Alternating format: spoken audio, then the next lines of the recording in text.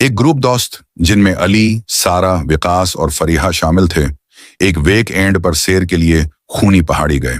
लोगों का कहना था कि वहां कई सालों से अजीब और गरीब वाक़ात हो रहे हैं और कई लोग लापता हो चुके हैं, मगर दोस्तों ने उन कहानियों को महज अफवाहें समझा।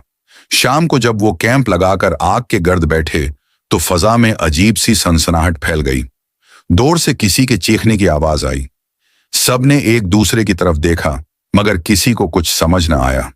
रात के दरमियानी पहर विकास अचानक गायब हो गया। अली ने उसे हर जगह ढूंढा, मगर सिर्फ उसके कदमों के निशान मिट्टी में दिखाई दिए, और वो भी एक सुनसान गार की तरफ जा रहे थे। अगली सुबह फरीहा भी लापता थी। अब खौफ ने सबको घेर लिया था। सारा ने कहा कि वो नीचे उतर जाए, मगर अली वापस जाने पर तैयार न था। उसे अपने दोस्तों को बचाना था। जब अली गार के अंदर दाखिल हुआ तो उसे एक प्रासरार साया दिखाई दिया। वो कुछ बोलने ही वाला था कि अचानक सब कुछ अंधेरे में डूब गया। आज भी खूनी पहाड़ी के बारे में लोग सिर्फ अंदाजे लगाते हैं, मगर सच कोई नहीं जानता। अगर आपको यह कहानी पसंद आई हो तो बराह करम हमारे चैनल को सब्सक्राइब करें और मजीद दिल को छू जाने वाली कहानियां देखने के लिए बेल आइकन दबाएं।